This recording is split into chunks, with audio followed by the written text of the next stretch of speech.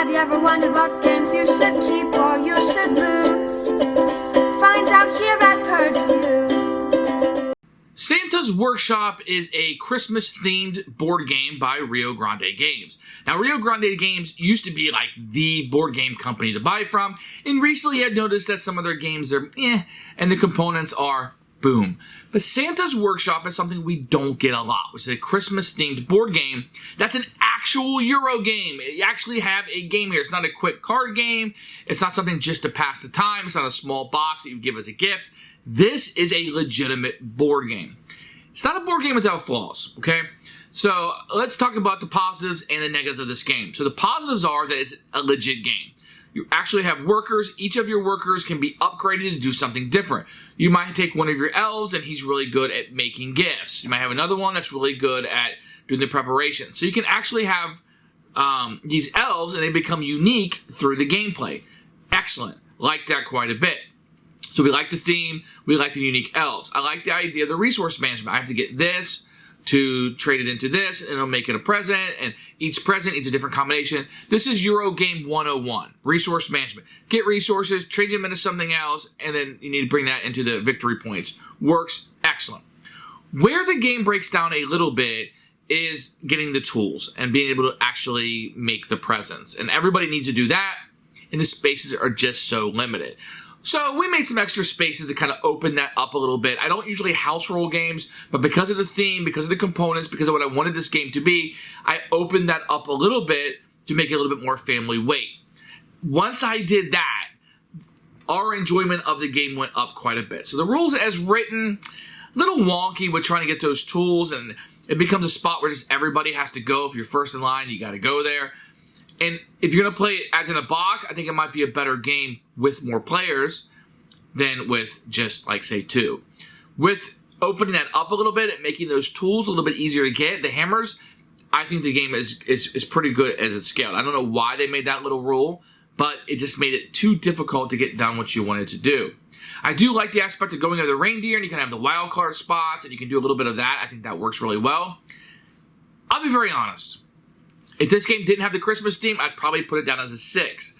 But because it does, it's probably like a 7.5. This is something I can bring out with my family and play. We have a legitimate Christmas-themed board game, and it's pretty darn good. It has that one little flaw that you may not even find as a flaw. We did, but you may not. And if you don't, this game could be an 8 for you. It's really going to strike a chord, I think. And I'm surprised more people haven't jumped on this bandwagon and made some of these Christmas-themed games, because this game, you can just keep it at its price. It's probably going to sell every year as more and more people become aware of it. Excellent. Excellent game. One we enjoy a lot. I'm not getting rid of this one. I might even upgrade some of my components. I like this one a lot.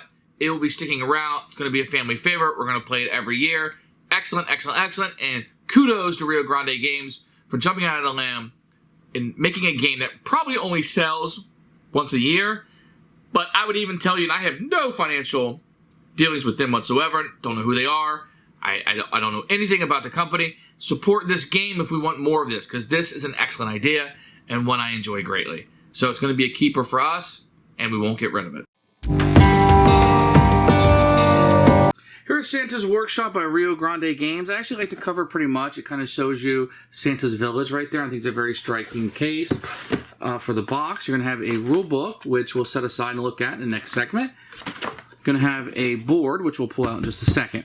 Now, there's a few things going on here. You do just have cubes. I'm probably going to upgrade these because they're just cubes and they're nothing to write home about. These little chits you're going to use for assembly are incredibly cheap and generic. And the components, usually for Rio Grande Games, are not that good. And these are horribly bad. Especially for a keeper game. This is something you'll probably want to keep and play, you know, every Christmas season. I think that's the intention of a game like this. It's just a shame the components weren't higher. So these are going to be the elf meeples that you'll get. These are kind of neat and neat. I don't know if they look like an elf, but they try, I guess, a little bit here. You know, have these little tokens and stuff. I mean, they're okay. Nothing to write home about. This is a game that's primed just to be upgraded with these little cookies and these little chits and stuff. I think you can upgrade this fairly easily. These cards are actually fairly good quality. I think they work fine. I'm not crazy about the artwork or the cubies that are used here, but I think they're okay. The points you can see over here, I don't know, I just would like this border gone. Maybe the numbers have been bigger, the pictures have been better. It feels like everything was done a little bit on the cheap here. You're going to have your player boards that you'll have. You can see the little elves. Even this, you know, it works. It's functional, but I'm not crazy about the artwork in general. And it looks like it's the same. It looks like it's the same elf, but maybe they just changed the race of it. Do you see that there? Like the face almost feels like the same. I don't know. Maybe I'm nitpicking a little bit, but the components are definitely the weak point of this game. I guess I should point out this is a fairly large board, as you can tell.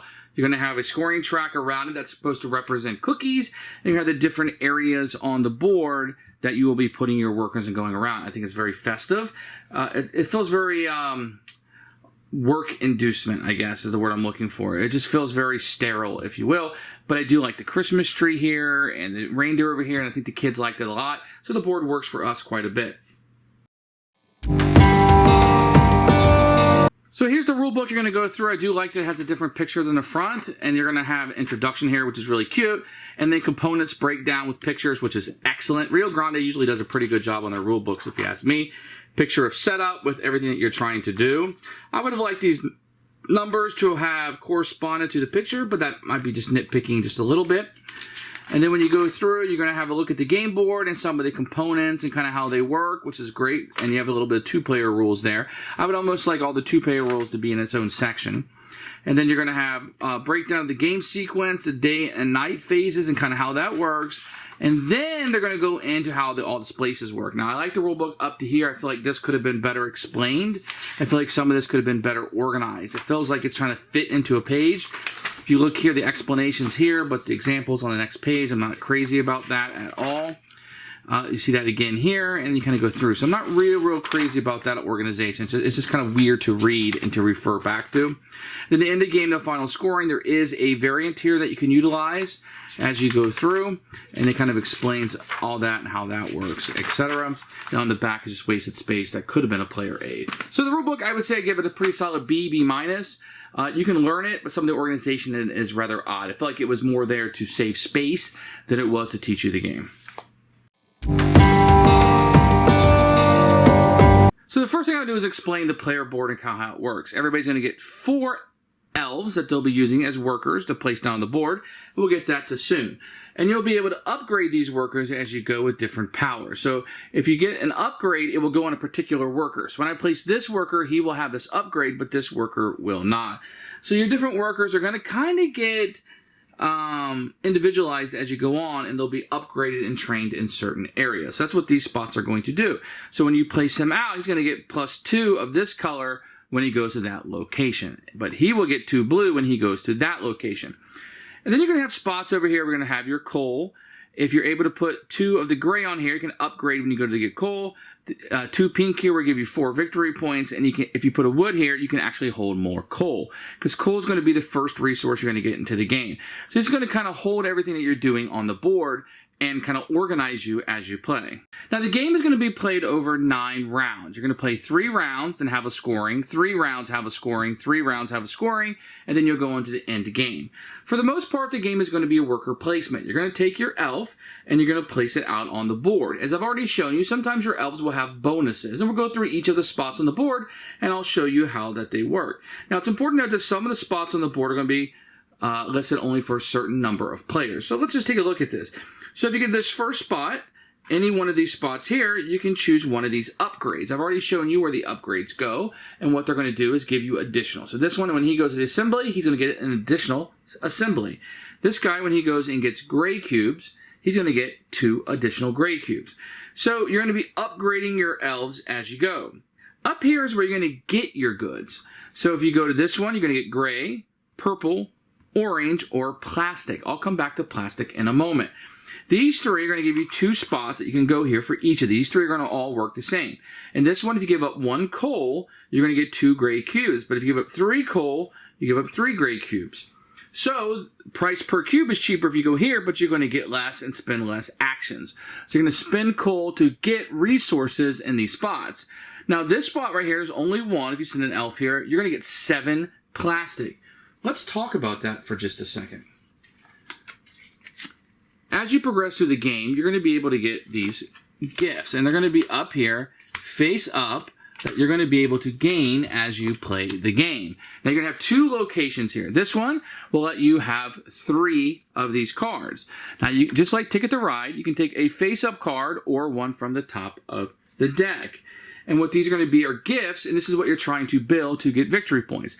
The other spot allows you to clear all those out, discard them, and refill it, but you only get 2 gifts that you're trying to fulfill at that point. So how do you fulfill the cards? We're going to talk about that right now. So each of these cards are going to require goodies. In this case, you need orange cubes and 2 assembly points, and that will give you 13 victory points. This one, 2 orange and an assembly will give you 8 victory points.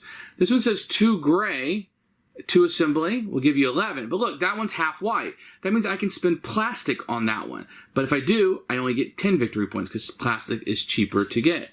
This one requires 3 purple and assembly, and I get 11, and so on. So some of these, like this one right here, is very interesting. 2 purple, an orange, and a gray, 2 assembly gives me 17, but it has 4 plastic. So if I were to spend all 4 plastic, I would only get 7 points for finishing. If I did 3 plastic, I would get 10, 12, or 15. If I used all the cubes that are required and no plastic, I would get 17. So that's an important concept because plastic is easier to get. I can get 7 plastic. Now, what's also important to note is that when you take these cubes, I have to have these cards in front of me. I don't store these finished cubes anywhere. They have to immediately go on top of a card. So if I was to get those cubes, I would place it right on top of the card. Once I play it there, it's good. I can't assemble it until I have all of the resources to build it first. And that leads me to the next spot, which is assembly. This gives me 2 assembly points, and this gives me 1, or 2. And what that means is I'm going to get these little chits, and I can place them out and give me assembly. So after I have all of the resources, so I either have 4 plastics or 2 purple, orange, gray, or some combination, then I would get 2 assembly points and I would accomplish this. Then would go in my assembled pile. Look, your letter to Santa's been answered, and I would get the amount of cookies or victory points listed on the card. So there is a race to get resources and then come to this assembly part and assemble the pieces so you can score these victory points. So that leaves a couple more spots on the board. So you'll notice that you're spending coal to get these resources. So there's a catch-all spot up there. Every elf can go there, it doesn't matter, it's not limited, and go up there and get 4 coal, which you will take from the bag of cubes. And remember, coal is used to go here to get resources, which are used to fulfill this after you assemble it. So it's kind of a little bit of a chain that you'll have going on here. The last spot is going to be these deer and the reindeer. You always have to go feed Santa's reindeer. As the game progresses, each round, you will be putting a cookie out on each spot. And if a spot isn't taken in a round, you will place an additional one. So some of these will be worth more than others, and cookies are quite simply victory points. So the game is pushing you to go to these locations because the less you go there, the more valuable it is. What's great about this, and there's 4 locations here in a 5-player game, there's 3 locations in a 3 or 4-player game, and only 2 locations in a 2-player game. But what it's going to allow you to do, it's going to allow you to get resources without paying the coal. So you can skip the whole coal to resource and just get it. So Dasher is going to give you, not only do you get the resource, you're going to get the victory points. You're going to take this and score the points immediately. He's going to give you 1 purple, 1 orange, 1 gray, 2 coal. He'll give you first player. Cupid will give you 1 of these cards up here that you can take. Dasher's going to give you Zelf the elf. I'll come back to him. And Blitzen will give you 1 assembly point. Now, Zelf the elf is a person that you can grab. And what's great about Zelf is he can be used anywhere up here. So he's like a temporary worker that you're going to get for the round. And you can utilize him on one of these spaces up here. Nowhere else in the shop. He just likes to go here, then at the end of the round, he'll go back for somebody else to select him. Now, what's going to happen is you're going to do that for 3 rounds and place all your elves, get your elves back, reset the board. But when you get to the sleigh, into the scoring, what you're going to do is whoever has accomplished the most of these is going to score victory points. You can score 2 points for each card that you have accomplished. Then, whoever has the second most will score 1 point for each one they've accomplished, and so on and so on. So it's going to behoove you to try to get these done as quickly as possible as you're going through the game. Then when you get to the end, you're going to score 1 more time for that bonus, and then you'll do end of game scoring. Whoever has got the most Christmas cookies is going to be your winner. Who who should buy this game? Anyone who celebrates Christmas and wants a legitimate board game. You want an actual Christmas-themed board game. Now, do you need to be a fan of Christmas or celebrate Christmas to play this game? Absolutely not. I mean, I am sure wherever you are, whatever your belief system is, that you're aware of Christmas, as I am aware of other holidays. And I can play games of holidays that I don't participate in and still have a good time if the game is good enough. And this game is. I think it's fun. So, there's not a whole lot of like Santa Claus in it. It's more like elves are in the game and they're making presents for kids. And they could just as well as be factory workers making presents for kids. So there's no Christian overviews in this. It's really just a Santa Claus themed game. And it's fun. It's solid. It gets that little cheer. I like the idea of the resource management and making the gifts for the children. And it really just comes together in a good package. It's one I can easily recommend for families with kids probably over 6 or 7 years old. We've had a blast with this one. This could be a holiday favorite for you guys too.